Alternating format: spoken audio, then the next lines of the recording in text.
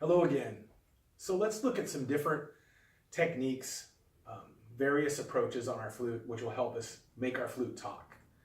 The first one is very, very important, and that's breath control.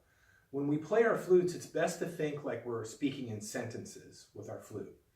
So you want to make sure that you breathe when you need to breathe, and try to talk in a way with your flute that will permit adequate breath. Because if you have adequate breath, then you can control it.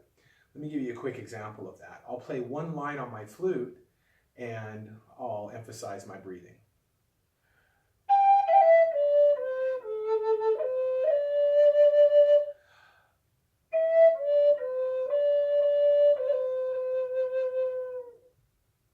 So notice that I just stopped and took a breath when I needed to breathe and made it a natural incorporation of breath control.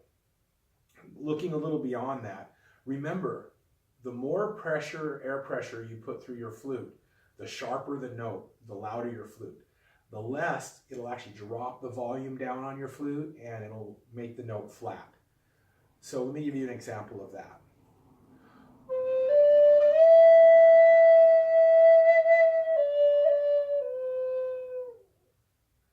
Watch again.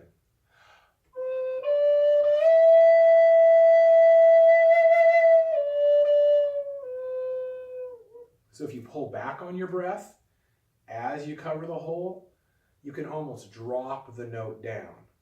And as you ascend up your flute, or in a phrase where you're wanting to communicate more energy, that's when you give it more breath.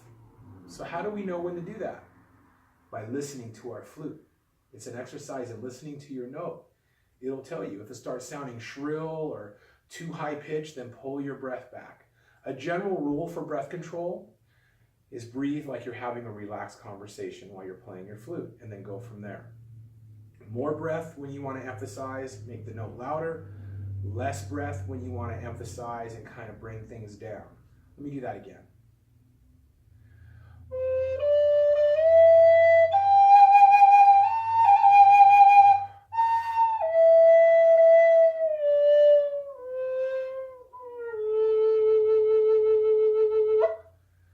Another very, very important part of talking with your flute is your tongue. Tongue embellishments. Your tongue controls the tempo, it controls the amount of air pressure. Remember, we do earlier in the video, the basic and extended scale video, we did triple tap, da, da, da. Remember this? That's da, da, da. When you combine that tongue movement with breath control, you can really emphasize character in your playing, like this.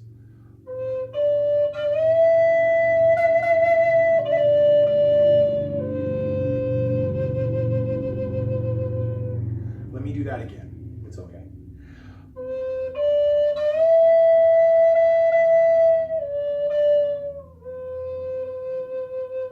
So what I'm doing there is I'm combining how I use my tongue with the amount of breath.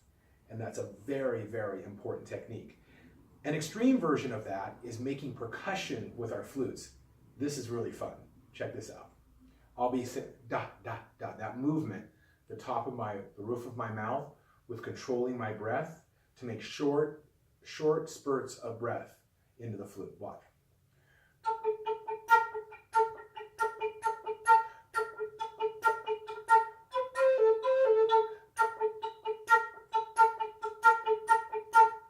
So it's, if you take your hand, you put it in front of your mouth, and you create short bursts of air with your tongue and your breath. And then cover all the holes, and then try it with me. Join me.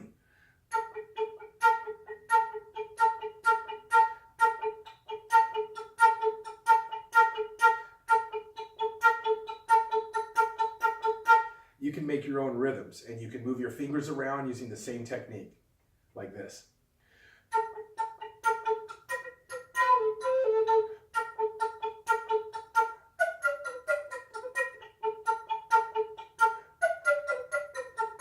Just gives you one more way to express yourself with your flute.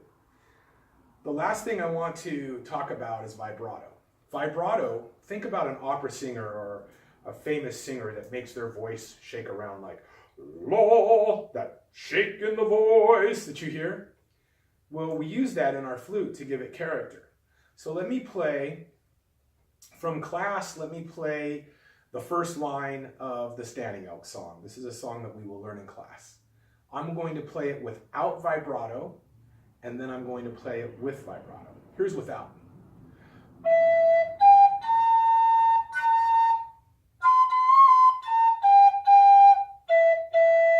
Here's with. Listen to the difference.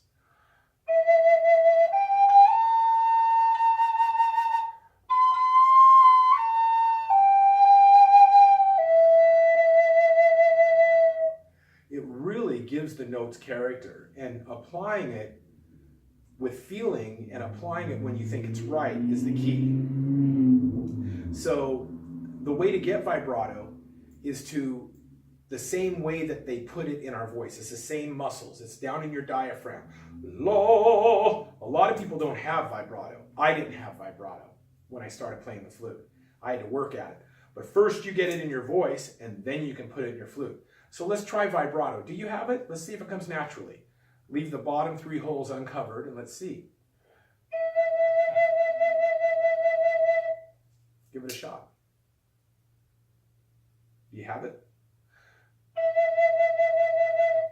When you obtain vibrato and you start everybody's is a little different, and that's what I love about this particular technique. It's really like your fingerprint on your flute. Some people have a little more aggressive. Some people have to work at it. It's very slow.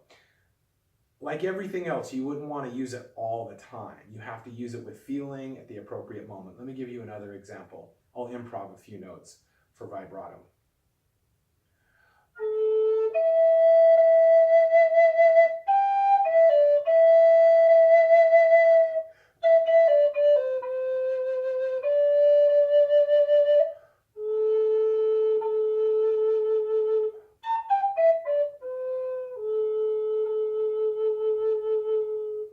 Let's use all of those together. Let's use a little bit of the percussion, note bending, breath control, and vibrato. And let's see what we can do. More improvisation.